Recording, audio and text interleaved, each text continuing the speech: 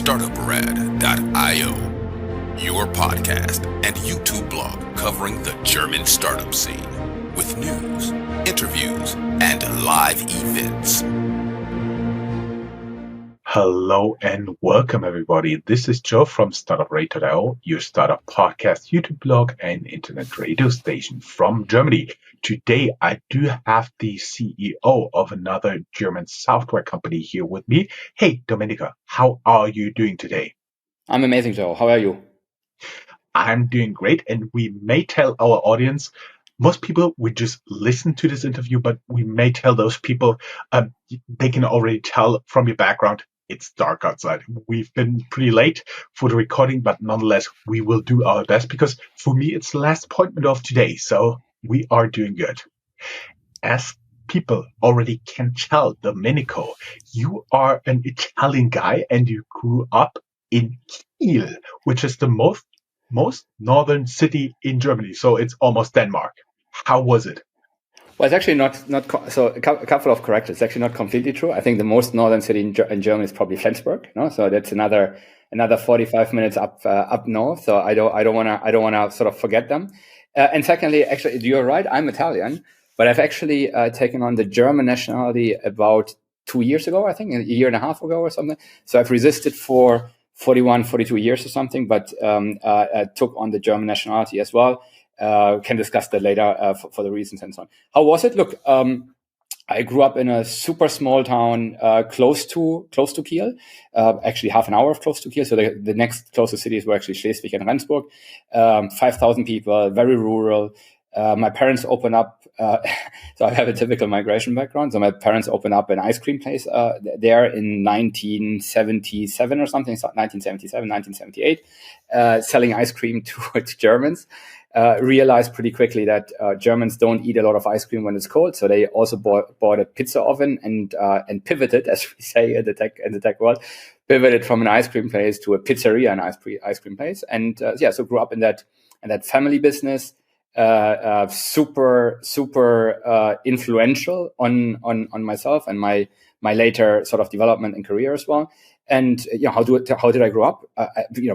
Especially nowadays when you see kids in big cities and all of these perils that there are there and risks and everybody's concerned and so on, probably had the best childhood that anybody could imagine. No, so like super protected, good school, loving parents. So you couldn't, basically back then, the rule was, when the lights go on and it gets dark, then you get home and nobody was concerned about child safety or anything like that. So super happy childhood. Sounds pretty good. And I also know that you did the thing that Germany and Italians have in common, which is also usually pretty divisive, played football. Yeah, so I think I started doing lots of sports when I was younger. I played tennis back in northern Germany. Everybody plays handball, so I played handball for quite a long time actually as well. I did some judo, but football was the one that I stuck with and played football. So in my hometown is Krop, so nobody's gonna know that, but played there. Then moved over to Schleswig, which was sort of the next big city. Played in close to Rendsburg as well. But basically, my peak of my professional career, it's actually not completely true, but was with Holstein Kiel. So I played in Holstein with Holstein Kiel for a couple of years, so that was the highest league in the youth back then. So which was the Regionalliga. So I played against teams like HSV and St. Pauli and Werder Bremen and Hannover 96 and so on. As a matter of fact, if I remember correctly, I was actually sold from Holstein Kiel to when I went to the seniors for 1,500. I think it must have been Deutschmarks, no? So $1,500 to the next club, and stayed there for another year. So that was my final year in school before I was going to move away. And then the year after, so after that final year back at home, I was actually sold for 4,000 Deutschmarks to the next club. So they made a good return on me. And that next club, I don't think that was a good investment for them. So the 4,000 Deutschmarks that they paid for me, because I hardly played. I started working. I had other things in mind, so not sure if they were incredibly happy with their investment. But yeah, I had a good time in Holstein and so on. And I played quite intensely, actually, until I was sort of 30, 32, 33. And then sort of, injuries and other priorities and so on. So I stopped doing that. But I played football for a long time, yeah. And there's a very deep question here. You don't need to answer, but if Germany plays Italy in a matchup, what's your team?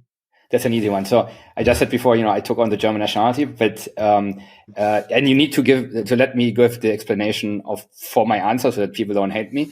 But basically, when I have two teams that I support, this is going to make me really, really unpopular with your listeners. I have two teams that I support. I support Italy and whoever plays against Germany. So and the reasoning for that is if you grow up in a small village in northern Germany, and you are literally the only Italian around for 50 kilometers, and Italy wasn't playing particularly well back then, if Italy was going to lose, next day in school, people were going to make hell. So they were going to pick on you, they were going to make fun of you, and so on. So my natural defense mechanism was to hope that Germany was going to do at least not as good as Italy, so worse than Italy. So even if we got kicked out pretty early in the World Cup, it was important that Germany got kicked out before, just so that people wouldn't make fun of me. And back then, sort of, Germany was pretty good and Italy was pretty bad. So that happened quite a lot. So and the interesting thing is, when I speak to my brother, it's exactly the same. So, we have that in common. I have a younger brother who's 6 years younger. But actually, when I talk to my parents and I ask them, who do you support? They actually it's actually much harder for them, because they everything that they've achieved and accomplished in life, they credit Germany and sort of, the situation that they found themselves in and the economic prosperity that they gained to Germany. And so they're incredibly thankful.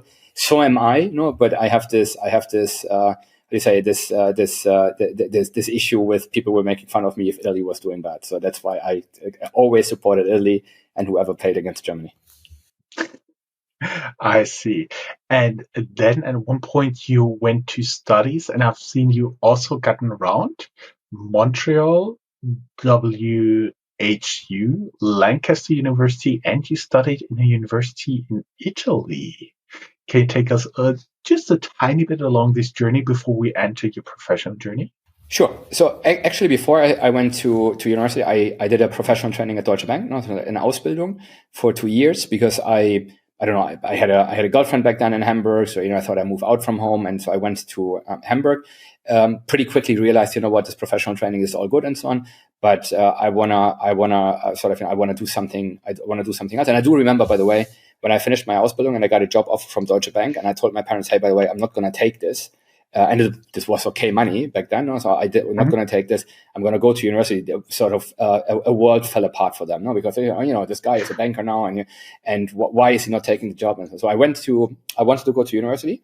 I applied everywhere, and a friend of mine said, there's this open day at EBS back then. So we went there because you had a good reputation and so on. Went there. To be honest, I left that place pretty disappointed, to be honest, because I thought, and it's not because the place was not nice or the students that were not there were not nice, but I felt that there were quite a lot of people that I thought didn't have the substance, didn't have the substance that I was expecting. So we said, let's go. We also went to Maastricht. We also went to Wittenherdecke. But then we said, and we felt the same everywhere. So let's go to the WHU, because people thought that maybe that's at least back then that's a pretty decent university. So maybe we find better people there. And to be honest, I did feel that the picture there was different. I thought that there were we spoke to the existing students, and I thought that there were lots of really talented, smart people. So applied. I also applied for the Bucerius Law School, which was quite new back then. And then I had the privilege that I actually got offers, basically in all of the universities that I applied, and then took the WHU. And to be honest, a big discussion back home then was who's going to pay for that, because we didn't have the money to pay for it. But luckily, the WHU also has scholarships. And I got one of those scholarships. So I had the privilege of studying there. and actually not being required to pay for it. As a matter of fact, I actually got BAföG as well at the same time.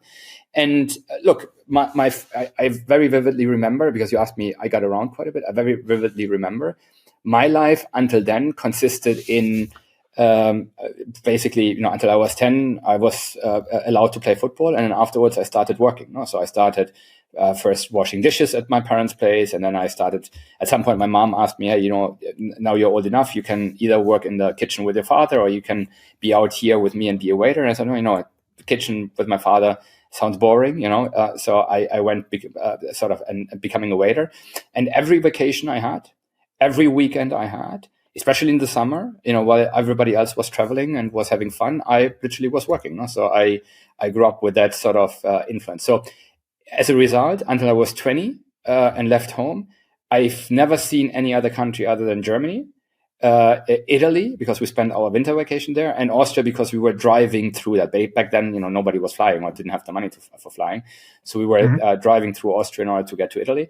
And that was basically my international exposure. So when I arrived at the WHU, and to me, this is probably one of the turning points, sort of, in my mindset at least. You get there and everybody is talking about, you get there, everybody arrives, you get to know each other. Everybody's talking about, hey, where did you spend your summer? And there was the requirement that everybody needs to do an internship before joining the WHU. And then, Peter said, I spent my summer in New York at Morgan Stanley. And then there was Clarissa, and she spent her summer at L'Oreal in Paris. And the other guy worked at Goldman in New York. And then they asked me, and basically my response was, I spent my summer at the Kreissparkasse Schleswig-Flensburg in Kropp, sort of in that 5,000 population village.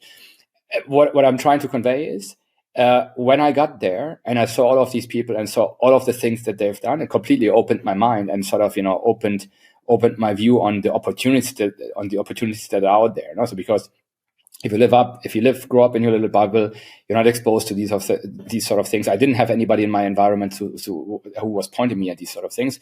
And you get there and you meet all of these talented, super smart, super ambitious people, and they show you, this is possible, and this is possible, and this is possible. And so, and as a consequence of that, I set myself the clear objective. I want to sort of catch up. So my first internship, I still remember, I applied for Kuala Lumpur, Jakarta, Australia. So the more exotic it was, the better it is. And I ended up in Jakarta. Absolutely loved it. And every opportunity along the way that I could spend abroad, I took. So I spent my first exchange semester in Rome, which might be an odd choice for an Italian. But to be honest, every time I go so my parents are from Sicily, or I was born in Sicily. Every time I go to Sicily, people thought of me as being the German. Every time I was in Germany, people thought of me as being the Italian. And I thought, I never lived in Italy other than on vacation. I wanted to have an Italian experience. So I went to Rome, and for the first time, I wasn't the German or the Italian. So at least in Rome, people were thinking, the guy talks a bit funny, but that's because he's from Sicily. So I was considered for the first time Italian. So I had the time of my life, really enjoyed it, and so on. So that was my first exchange semester. And then the second part, the WHU has these double degree programs for a number of people, and Lancaster was one of them. So I went to Lancaster with my best friend, who I'm sure we're going to talk about later on as well, and did an MBA there during my German diploma. And as it turned out, during that MBA, they had an exchange from the exchange. So there was the opportunity to do an exchange trimester. And we applied for that, got in, and we went to Montreal there as well. So within those, that's what I'm saying. So WHO, everybody can have different opinions about it. I'm very positive about it, at least back then. But within those 4 years that I studied, I got my German diploma. I got my British MBA. I did 4 internships of a total of probably a year or even more. I spent a year and a half abroad, studying abroad. So in total, I've probably spent, a year and a half or so in Koblenz itself. And that's pretty cool to do all of that within 4 years. I always say, if people ask me, if anybody at the same time is able to study, I don't know, in Cologne or Mannheim, which were amazing universities back then. I'm sure they are still today, and not do this in 4 years, but do in 5 years and get an exchange semester in and be able to do an internship as well. I rate this at least equally impressive as sort of being at the WHU. But it's a nice system that exposes you to lots of different influences, and it depends on you what you make out of it. But I was pretty happy, and I would back then I would have recommended it to anybody. To be honest, I'm not following it how it is today, but back then it made a big impact on my life. Mm-hmm. I see. And then basically you did the usual thing. You went into consulting. I've seen that you spent time in New York as well as in Munich for BCG.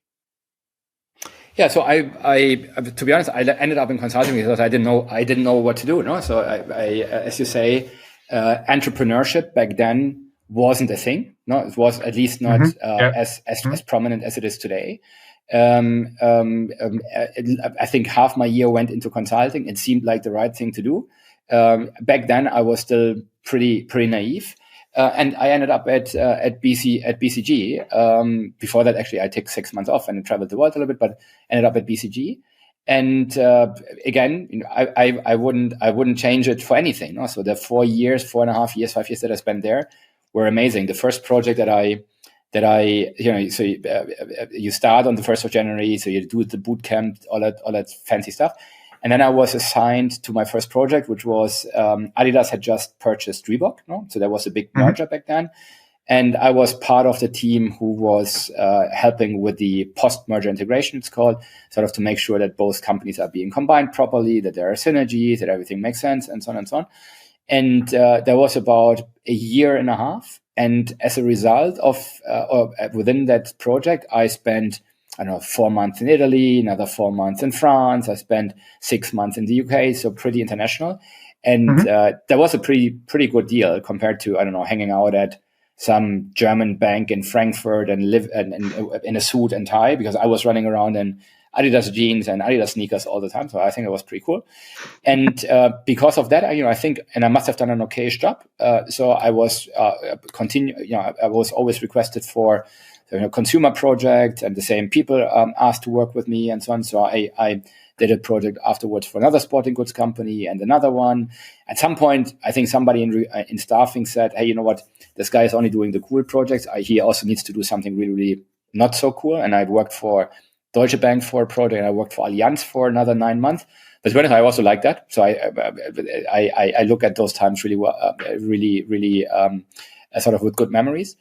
And then at BCG, there's this program which is called the ambassadorship program. So every year a couple of people are being selected based on different criteria, performance, and so on and so on, and are being sent abroad. And I remember very vividly that you need to put 5 choices, and I put New York on number 1.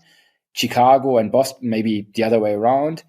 Then I forgot what was 4th, Miami or something. And then I put 5th, I put Buenos Aires. And long story short, I got assigned to New York, and spent a year within that program in New York. And amazing, no? I mean, you spent a year working in New York, and people at BCG don't work as hard in New York as they do in Germany. So in Germany, I worked harder. So I had quite a lot of time. I had an amazing time there. I've traveled the country, never been to the US before. So was really, really rewarding experience, to spend a year in New York and work on super interesting projects as well at the same time. And at one point, you decided to leave consulting to go into different jobs, first as an investment professional, but then a very interesting stop as the CEO and managing director of Home24, also a company our regular listeners know a lot about because they have been quite frequently in the news. Actually, when I take my usual afternoon walk, I also walk by one of the central places you delivered here for this area, the furniture for that. So I also do have kind of a personal relationship to it. How did you end up being the CEO of this e-commerce company? How did you like it, and what did you learn?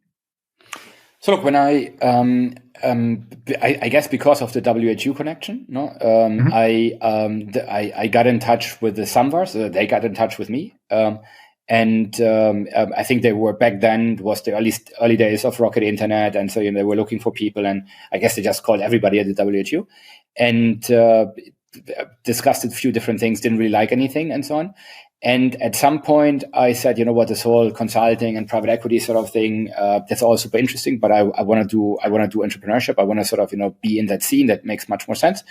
And I went to Berlin, met a couple of people. I met with Zalando back then, a couple of other companies, and so on.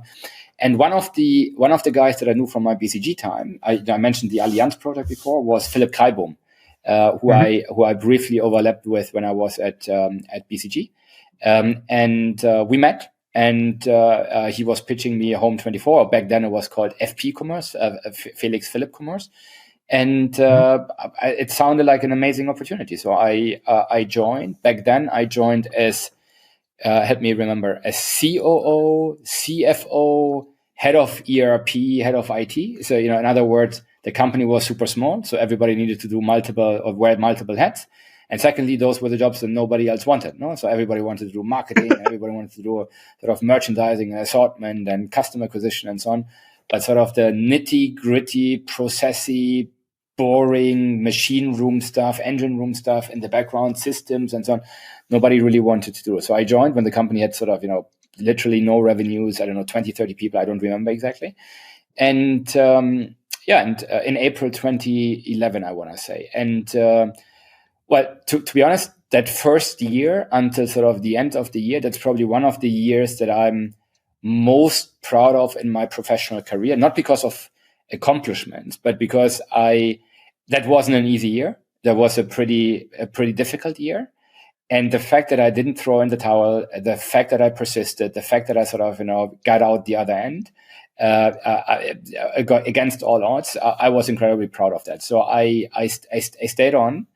I remember my days. I got in the morning, and I'm pretty nerdy, structured guy. So I got my to-do list with my 10 things that I wanted to do for the day. And at the beginning, I ended the day with those 10 things still being on my to-do list. And I had another 10 things that were added during the day because you were in constant firefighting. Sounds like my life. Yeah, it's you're in constant firefighting mode, and everything is not working, and everybody's complaining. And as the COO for an e-commerce company that grows 20, 30, 40% month over month, the only time people speak to you is when things are not working. So you're always got the I'm not sure what the language regulations are here on your podcast, but you're always in trouble. So, and look, sticking through that, building the team, getting the right people on board. And at some point, rather than being in constant firefighting and reaction mode, to go into a more proactive mode, going into a mode where you were not just thinking in hours, but you were starting to think in days and in weeks and in months and in quarters ahead, so that you could suddenly start shaping and creating rather than just repairing all the time. I think that was probably the sort of, the conclusion for that first year. I got really good people on board. And after about a year, I finally had the feeling, things are under control. I was then pretty quickly made MD. So together with the two founders, I was made the third MD. And then, I don't know, another year later, people asked me to become the CEO of the company and sort of, to take the overall responsibility. And I did this in total for 5 years. I think during my time, we grew the company from 20, 30 employees and literally no revenues to, close to 300 million euros in revenues. We were 1,300 people. We were in 8 countries on 2 continents. We were preparing for an IPO. So pretty intense, insightful learning experience that I sort of lots of the things that I've learned sort of stem from that time. I'm sure I would do things very differently now than we did back then, but it was a really cool ride within that sort of Berlin early stage startup e-com scene within Rocket Internet and sort of all of the companies that Zalando and Westwing and HelloFresh and so on, which all came out and about at the same time. Mm-hmm. I see. And basically what then happened, you had a few other positions And at one point in maybe late 2022, somebody approached you, and in April 2023, you took over as the co-CEO of Xentral. It's spelled with an X, but actually it's called Xentral, I've been told. And who got you in the company, and what was your job? Or what is your job right now? Yeah, maybe just because you say, I had a couple of different positions after. So I went into private equity. I was in private equity before. I went into private equity again, both on the investment side and on the portfolio side. My point was I wanted to prove myself after I felt that I've proven myself sort of in the startup scene, that I also can function and work and operate in larger environments. So at some point I became COO for a company with 10,000 employees. I had personal responsibility for 2,500 people. It's a 10 billion euro company back then. It was super interesting. And again, the complete opposite of what I experienced at Home24, and I wanted to prove myself in that environment as well. There was a deliberate decision for me not to go back into that space afterwards. So I think I like much more where I'm now. But I wanted to prove it to myself that I can work in those environments as well. And I think because you went straight to 2022, we were living in London back then. We had a little one on the way. Brexit happened, COVID happened, so we decided, maybe London isn't the best place to sort of have a child. So we were starting to look around and ended up in Munich for YFood. YFood, super. I'm sure most of your listeners know it as well. Super interesting company. They just did their Series A, it must have been in April 2020. And they were looking for, at this time, so at Home24, I was the young guy. Now I was the sort of old gray-haired experienced guy, two younger founders. And I joined as third MD. And when I joined, the company was doing about, $1.5 million or so in terms of revenues, and sort of still very early stage. And within the 3 years that I stayed there, I think we completely revamped the company, really expanded into new markets, grew the revenues by factor 10, turned it profitable. It's a really, really big success story. And then a big share was sold to Nestlé. I think that's public information. And that was one of the reasons why we then parted ways. But again, a super interesting story. And maybe that's a theme, when we come to talk later on about Xentral, that I've never had the courage or the bravery to found anything myself. So I think that's one of those things that I never got to do, at least until now, to do this myself. So I joined Home24 at the stage where the proof of concept was already there. The same for YFood. So lots of work had already been done. But I sort of enjoy those times, those periods, those phases where there's already something there, and then you take it from early stage product market fit and scale the companies up. So when it comes to taking the next 2, 3, 4, 5 steps, when it comes to professionalization, getting the right people on board, profitability, international expansion, strategic sort of articulation of where you want to go, operational execution. Those are sort of my bread and butter, both at Home24 and YFood, and also at what I'm doing now. So I left YFood and then joined Freigeist, actually, Freigeist Capital, which is an early stage deep tech VC. We invested into companies such as, what do people know, MyTaxi and Lilium and Ankerkraut and AirUp, and YFood was one of their investments, and Xentral as well. And I joined them as a partner. They're located in Bonn, but I'm the sort of the Munich dependance, if you want so. And started working there. I helped Kraftblock with a fundraise that they completed last year, so I think I was quite helpful there as well. And at some point, I think in which year are we now in 2024? So at the beginning of last year, Bene, the founder of Xentral, reached out to me and said, "Hey, you know what, Domenico told me about Xentral and the situation, and I obviously know about Xentral already."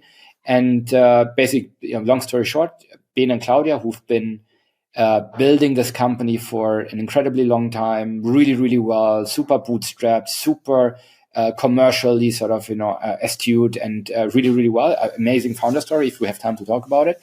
But they realized, running a company with 20 people or running a company with 200 people, those are just two completely different animals. And they need help. And one thing led to the other. They said, are you interested? I obviously spoke to Freigeist and said, would you allow me, to do my Freigeist job and at the same time be co-CEO of Xentral? For Freigeist, this is a super important investment. So they agreed. All of the other shareholders thought it's an amazing idea. And so I joined in March last year, so about a year ago, as co-CEO, formally being responsible for everything from commercial to customer success to finance, legal, people, strategy, and so on. And Bene sort of focusing on product engineering. In reality, we don't really divide up like this, because at the end of the day, Bene is all over the place and I'm all over the place as well. And given that we are really well aligned, we are quite complementary, we think very much alike, that actually works really, really well. So, if you want to, we are both responsible for everything, and it has been working really well. So much so that originally my mandate, if you want so, was planned to end at the end of last year. So, it was time limited until the end of last year. But already after, in May or June or something, Bene approached me and said, what, Domenico, you seem nicer than we thought, and a little bit less stupid than we were concerned of. Would you be interested in doing this a little bit longer? No? And so the first time that I asked me in January to join on an interim basis, I said yes, because it's for Freigeist, it's a really important investment. So of course I try to help if I can. The second time they asked me sort of in May, June, if I wanted to do this for longer, I said yes, not because it's a really important investment for Freigeist, but because it's an absolute dream job. No? So Xentral, it's an amazing company, amazing market, really no competitor out there that we should be afraid of. Lots of white space, lots of really good ingredients. The product is good. We have lots of really talented people. We have the privilege that back from the funding round in 2020 and 2021, we still have an enormous amount of cash on the bank, so that we're not in any need of raising any funds anytime soon. So with all of those, Tiger Global Management, Visionaries Club, Sequoia Capital, Freigeist, and HubSpot Ventures, you also have quite some interesting investor names. Yeah. So I think we have an incredibly smart, talented, and supportive board as well. So I really thought, all of the ingredients are there, but somehow the company lost a little bit its way. There was a little bit of sort of this hyper growth, Wachstumsschmerzen, and I did feel that I had a pretty good plan on how to turn the company onto a more successful path again.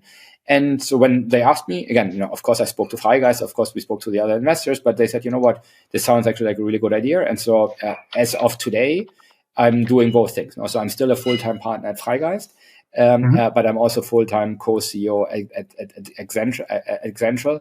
And couldn't be happier. Last year was really, really intense. But very positive, and sort of the start into 2024 has been pretty positive as well. So really looking forward to, together with the team, together with the entire organization, together with all of our joint vision, and really revolutionizing the sort of the market for ERP for small and medium-sized companies, and really making a dent sort of in that market, and super excited about it. Yeah, so the founder story you elaborated a little bit before we started with the interview. We basically two people. They put together electronic components and they sold them. And they kind of, as a side gig, programmed their own ERP system, meaning for everybody who's not into B2B software. And there will only be few people out there. That's basically one of the systems that can run a whole company, including different modules like accounting, HR, and so on and so forth. Yeah, exactly. So the picture maybe your listeners need to think of is you have Ben and Claudia, who are these sort of, how do you call them? Like MacGyvers, if you want. So like really, really creative inventor types. They were sitting on their sofa and basically putting electrical components together. And at some point they said, what? It's a lot of sort of manual work that we need to do for warehousing and printing out labels and shipping all of this stuff and sending invoices. There must be a more efficient way. Let's program the software. So Bene started programming the software, and at some, that software became better and better. And at some point, sort of, his friends and befriended companies and so on said, hey, you know what? The software seems to be cool. How are you guys doing it? Do you mind if we use it as well? And so they gave it away for free. And so word of mouth happened. And at some point, people realized, oh, you know what? This electrical component selling That's super nice. But that side gig, as you put it, that software sort of thing, that actually ended up being the main business. And so at some point they closed the electrical components business and really built out that software. And yeah, for everybody that is not aware of ERPs, so it's basically the complete back end of especially of trading companies. So from order to cash, procure to pay. So from your shops, offline, online, multi-channel into your commissioning engine, making sure that it being forwarded to the right warehouse, making sure that the carriers know it, printing out the labels, sending out the invoices, making sure that things are being paid, doing all of the accounting and all of that stuff. So that's all within the ERP. And Xentral has focused and is specialized on, obviously there are ERP solutions out there. There's an SAP and there's an Oracle and so on, but those are for large enterprise customers. And for sort of the small and medium-sized companies, sort of starting at €500,000, €1 million in revenues at the lower side, but up to 30, 40, 50 million. We also have customers which are significantly larger than that, but so 50, 60 million on the upper side. There isn't really any good solution out there that is sort of that's lean, that is fast to actually implement, that is also inexpensive, and that deals that has all of that flexibility that a modern ERP needs. It's completely cloud-based, so lots of APIs. So it's really a modern piece of software. And we see ourselves as, if you want, so I mentioned before, as the COO in at Home24. People always talk to you when things are going wrong. And so if you want, so the ERP is that silent, reliable, stable servant in the back room, so that your business is running and that you can focus on acquiring customers, on branding, on marketing, on customer acquisition, on finding new cool products and so on. So we really focus on being the backbone of all our companies. And to be honest, we have about 2,000 customers in our midst. They make between 2 and 3 billion euros in revenues per year, and heavily growing. They employ somewhere between 20 and 25,000 people. So that's a big chunk of our German Mittelstand that we're supporting, and we're heavily growing. So it's an incredibly worthwhile pursuing mission that we're doing there, because we really see ourselves sort of as the back engine, as the engine room for that German Mittelstand, with a focus on trading companies. So to be clear, we focus on companies that either offline, online, multi-channel, doesn't really matter, but have physical products that they are trading. So, if you are a consulting agency or a podcaster and you're not selling anything physical, we're probably not the right solution for you. But whenever it comes to physical products, whether it's food, beverages, but even non-food, so e-com, flowers, whatever it is, that's really what Xentral is designed for. Yeah, you have fashion, food and drink, home and garden, and actual production here. Fire extinguishers, watches. So it's really the whole bandwidth. As long as it is a physical product, so that it needs warehousing. So we don't do really digital products, but as long as it's a physical product, we're the place to be for all of those traders. Do you have one? You don't need to name them, but do you have like one customer in mind where you thought, that is really a product that's interesting. Never thought about something like this. Define sort of product that is interesting in terms of so that like an odd product, for instance. Yeah, for example, that was completely new to you. Well, look, I mean, we have the, without naming names, but we are the ERP for the global market leader. When it comes, I mentioned fire extinguishers before. When it comes to all of those products that you need for firefighters, from the coats to the helmets to fire extinguishers and so on. So the global market leader for those sort of products runs on Xentral. But there are many more names that are sort of publicly available, from Coro and YFood and Robco. So a lot of really cool companies that are running on Xentral. Mm-hmm. And you're basically there. When I talk to your colleagues, they said a few things about you. One of the first things they said, you're the zero bullshit guy. You're the person who takes a company from 10 to 100%. And of course, your job is focusing on recruiting. And besides that, execution.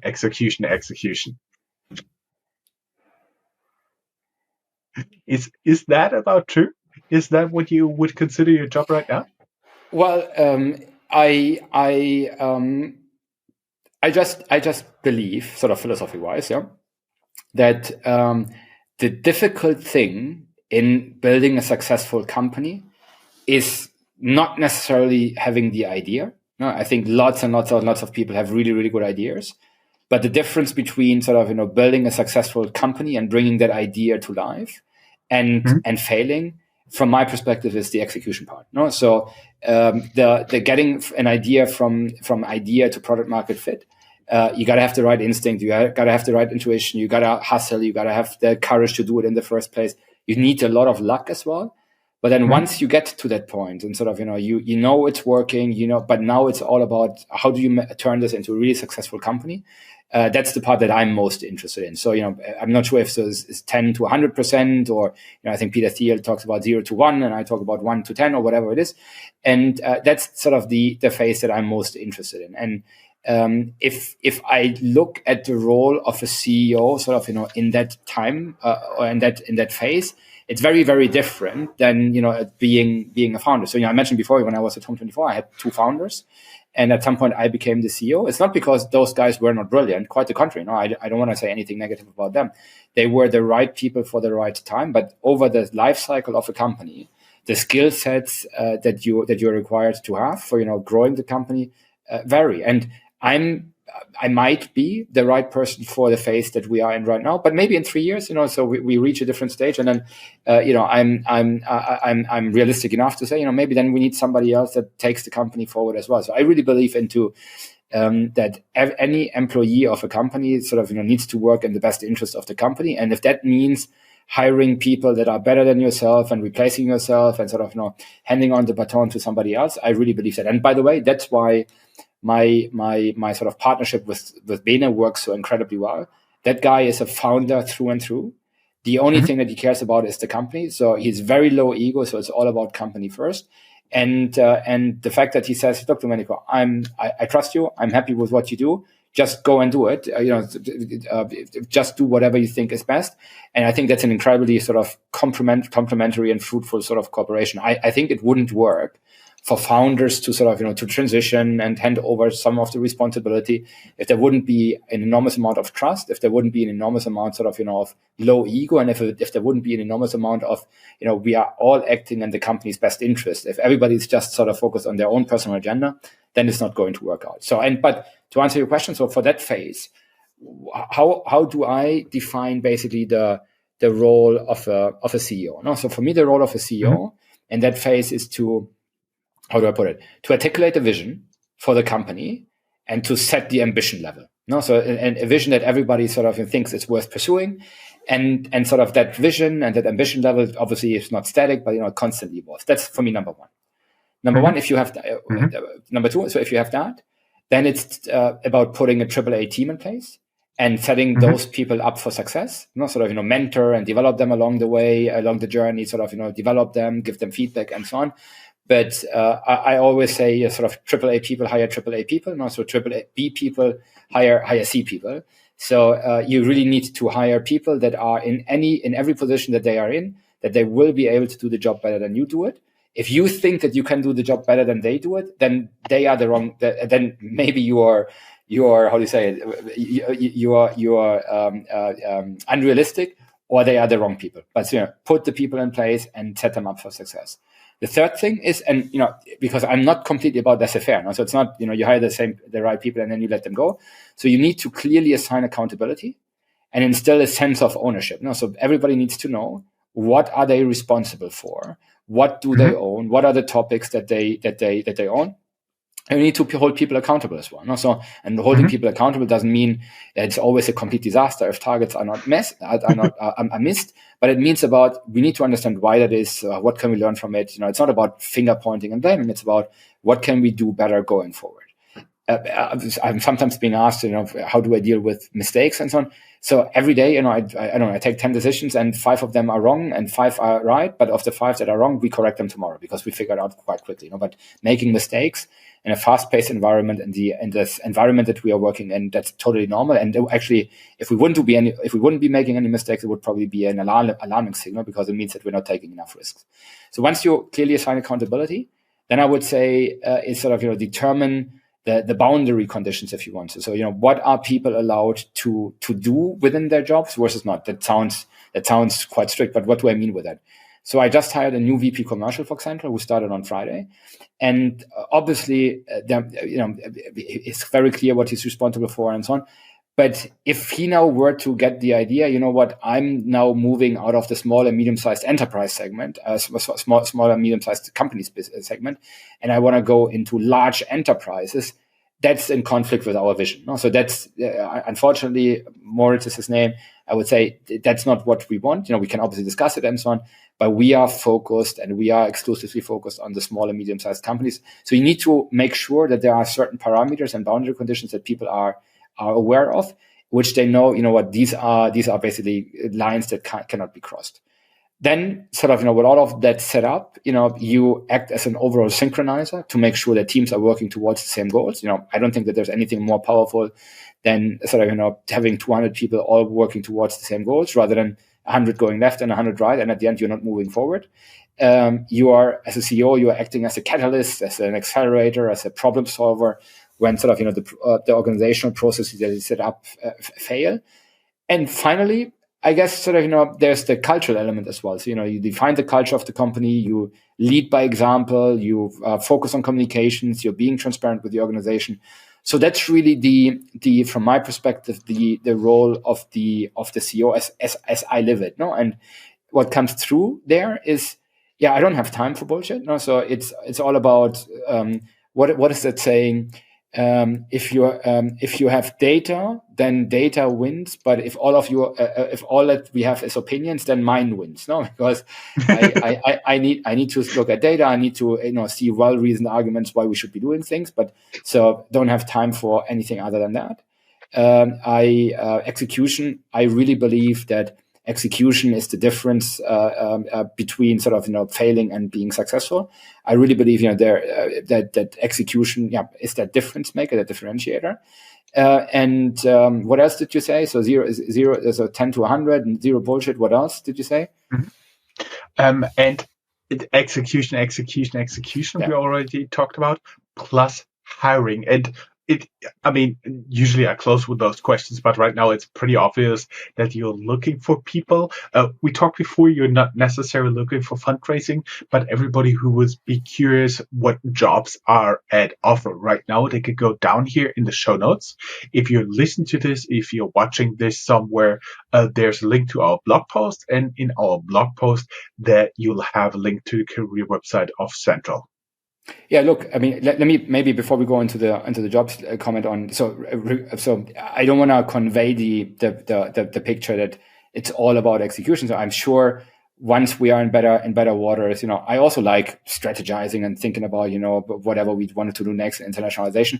But I think you got to earn that privilege first. So you got to bring your house in order. And I think that 2023 for us was really that. We've invested heavily into people, teams, structures, processes, and so on, to heavily improve our customer satisfaction, to really improve our processes, to help customers get to value much, much faster. So I think you got to earn that. I hate it when people come to me and in recruiting processes and you ask them, what do you like? And they say strategy. I don't know what strategy is. It's for me, it's all about setting yourself objectives and then making sure that you translate or that you define actionable interim steps in order to get to that point. So that's maybe comment number one. Comment number two, recruiting. I interview everybody in the company. So everybody that we are currently hiring at some point during the process comes to me, not because I have the final say. I think that's really, really important. I always say this to my teams. The final say is with the hiring manager, but I'd like to get a good feeling of what are the profiles that we're hiring, what is the attitude, what's the culture, and so on. And typically, if I don't like somebody, the feedback that I provide to the hiring manager is, look, Peter, I have this concern. I'm a bit unsure about this. I'm not certain about this. It's your call. But and recruiting is like so many things. It's never certainty. So you're talking about probabilities here. So, but I say, I'm not sure if there's a high probability that person is going to be successful. And then it's the hiring manager's decision to say, what. I see it differently. I still want to hire that person and so on, but I do interview everybody because I really like to get a good feeling and give that feedback as well. And so when you ask about open positions, look, we grew by, I think 30% in our teams last year. We probably have ambitions to grow even more this year. So we're probably looking for 30, 40, 50 people that we want to add to the team this year. So maybe it would be too far-fetched to talk about those individual positions right now. But for anybody that wants to be part of a team that in 3-4 years from now, wants to be at the next whatever summer party or Christmas party with me and say, do you remember back then on the 6th of March 2024, and look what we've accomplished together? We really made a dent into this market for small and medium-sized companies for complex products. Anybody that is sort of inspired by that, anybody that wants to be part of the journey, anybody that wants to be part of a winning team, is welcome to sort of reach out. We always need talented, young, smart people that sort of want to have an impact on this journey. Mm-hmm.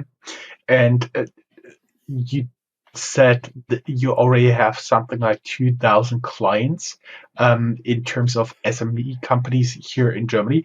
According to the German Statistics Office, there are 3.15 million small and medium-sized enterprises. So there are a few left for us. That's what you're saying.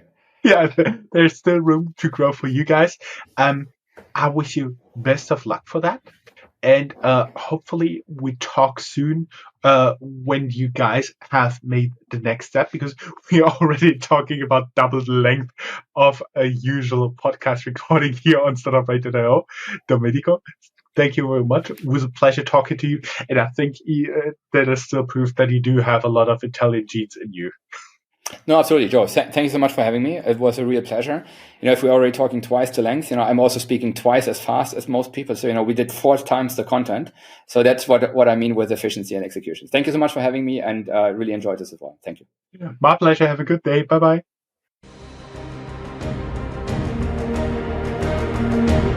That's all, folks. Find more news, streams, events, and interviews at www.startuprad.io. Remember, sharing is caring.